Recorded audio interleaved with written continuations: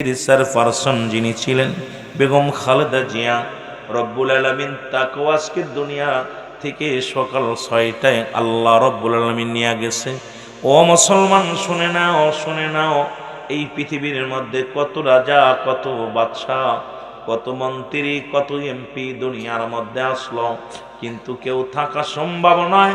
আপনিও থাক, মন্ত্রী বেঁচে গেলেন মাত্র 80টা বছর। বাংলাদেশের 3বার সফল মন্ত্রী, একজন মুসলমান প্রেসিডেন্টের স্ত্রী, একজন মুসলমান দেশনায়কের মা, আমার আপনার জননী, যাকে এত সম্মান পৃথিবীর মধ্যে আল্লাহ দিয়েছিল। দেশপ্রেমিক কথাগুলো না বললে নয় রে বাবা। আমি কারোর দালালি করতে আসি নাই, কথাগুলো মরণের কথা বলতে যাইয়া চলে আসে কথাগুলো। ওনার জীবন দশায় মাত্র 80টা বছর কাটাইলেন জীবন দশায় মুসলমান। কত সংগ্রাম মৃত্যুর সঙ্গে মুসলমান। কোন আলেম কয় মৃত্যুর সঙ্গে পাঞ্জা লড়ে না রে মুসলমান, না মৃত্যুর সঙ্গে মুসলমান। আজরাইল তো তোমার হাত পা নাই যে তার সঙ্গে পাঞ্জা লড়বা। মৃত্যু শয্যায় সজ্জিত হইয়া ও মুসলমান 27 তারিখে হাসপাতালে ভর্তি হইয়া আজ পর্যন্ত আমাদের মধ্যে জীবিত ছিল।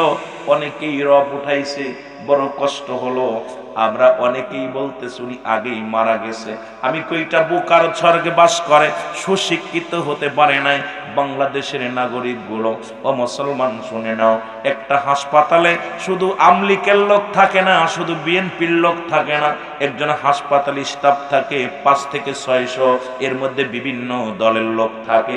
এই জ্ঞানটা যাদের মাথায় নাই যে 1 সপ্তাহ আগে মারা গেছে, 1 মাস আগে মারা গেছে, এদের মতো বজ্জাত মানুষ আর দুনিয়ার মধ্যে নাই। জোরে বলেন ঠিক কিনা? আমি আশ্চর্য হয়ে গেলাম, আজকে স্ট্যাটাস দেখলাম ফেসবুকে, কেউ করছে উনি আগে মরছে। এই জ্ঞান তোর মেমোরির মধ্যে নাই, যেখানে সব শ্রেণীর মানুষ আছে। একটা ফাঁকে একটা সেকেন্ড একটা ছবি তুলে ছেড়ে দিলি তো হয়ে গেল। সবাইকে বিএনপির লোক, কথা বলেন না কেন? বিএনপির লোক, সবাই জামাত ইসলামের লোক, সবাই তাবলিগের লোক, সবাই কামলিকের লোক, বিভিন্ন শ্রেণীর মানুষ ওই হাসপাতাল স্টাফ। এইগুলো মানুষের নজরে পড়ো না। তুমি একটা মরা মানুষকে নিয়েও পুরস্কৃত করো। আমার দেশের মানুষের চরিত্র, আমার দেশের মানুষের ভাবমূর্তি কোথায় গেছে আমি এটা দেখা পর, যদিও আমি দল করি না, তবে সবচেয়ে বেশি কষ্ট পাইলাম যে মরা মানুষকে নিয়ে যারা টল পালে, এদের মতো অমানুষ পৃথিবীর মধ্যে আর কেউ নাই। জোরে বলেন ঠিক কিনা? যে দলের হোক না কেন, সে তো আমার দেশের নাগরিক। আমার মা, আপনার বোন, আপনার ভাই, আপনার মা আমাদেরই তো একজন। জোরে বলেন ঠিক কিনা? বড় কষ্ট হয়, সে আমার দেশের নাগরিক না। কথা বলেন না কেন? আপনি তার দল করবেন, মিলে তার সাপোর্ট করবেন না, সে আমার দেশের একজন নাগরিক। সেই হিসেবে তাকে ভালোবাসতে হবে, দোয়া করতে হবে। টল ফেলার জন্য যে মানুষটা চলে গেছে তার বিচার করবে কে? আল্লাহ। আপনার আমার পর ছেড়ে দিছে, আপনি টল ফেলেন, লজ্জা করে না? এই জাতি এই জাতি শিক্ষিত হয়েছে, সুশিক্ষায় শিক্ষিত হয় না। এই জাতিগুলোর আমি কেমনে বুঝাইব? লজ্জাজনক ব্যাপার। এটা বহির্বিশ্বে মানুষ কি বলে, আর সে তো একজন মুসলমান। যেহেতু মুসলমান হয়ে আমি মুসলমান যদি টল ফেলি, তাহলে আরেকজন এটা অন্য খ্রিস্টান, ইহুদি, নাসারা এটা আমাদেরকে পেয়ে বসে যে মুসলমানরা মৃত্যু নিয়েও ছলনা করে। যেটা বলেন ঠিক কিনা? এগুলো খুবই দুঃখজনক। রাগ করতেছেন আপনারা? রাগ করেন বাদান। আমি কারোর পক্ষে কথা বলার জন্য আসি নাই। আমি আসছি কোরআনের পক্ষে, হাদিসের পক্ষে কথা বলতে, ওলিদের পক্ষে কথা বলতে। রুহুল আমিন সিদ্দিকের জবান দিয়া কারোর গীবাত করছে আজ পর্যন্ত কোনো আলোচনায় পাবেন না। কারোর সমালোচনা করা অভ্যাস আমার নাই। আমি সত্য কথাগুলো বলি কোরআন হাদিস থেকে।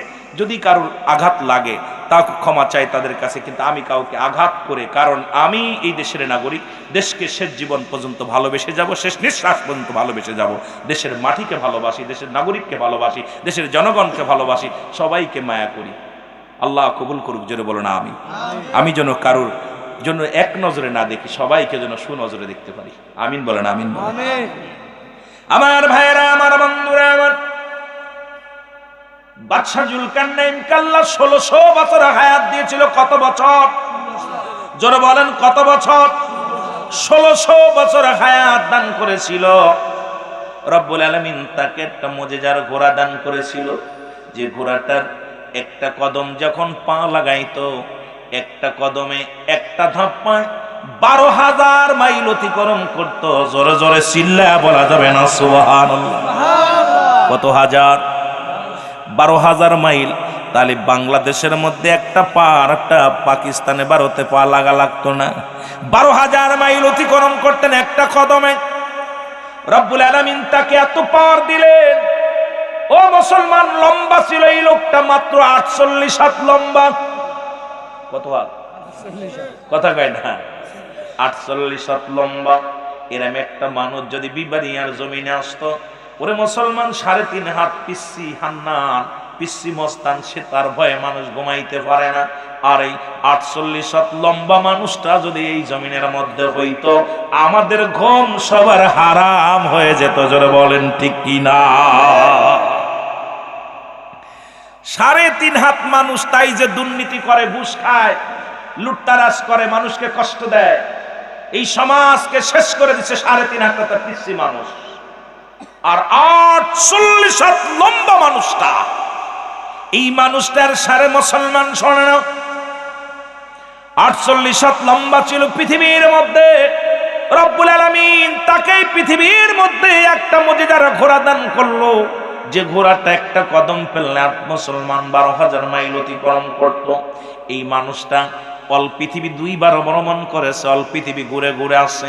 যারা মক্কা গেছেন, মদিনায় গেছেন হজ করতে, মদিনা থেকে উত্তরের দিকে একটা মহকামা দেখা যায়, আলেকজান্ডারিয়া স্মৃতি শহর বলা হয়।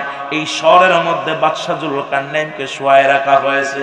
উনি ওখানে একটা সাইনবোর্ড লিখে গেছেন, জানা গেছে দুনিয়ার মানুষ শুনে নাও, এই পৃথিবীর মধ্যে আমি যে ভুল করেছি, এই ভুলটা তোমরা করো না, কারণ আমার হায়াত সীমিত, আমি রব্বে কারিমের গোলামি করতে পারি না।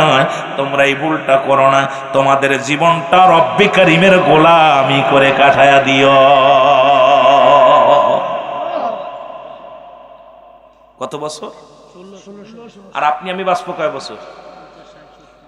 আমাদের মন্ত্রী বাঁচছে কয় বছর? প্রধানমন্ত্রী 80 বছর। কত বছর? 80 বছর। এ আমার যুবক বন্ধুরা, শোনো না,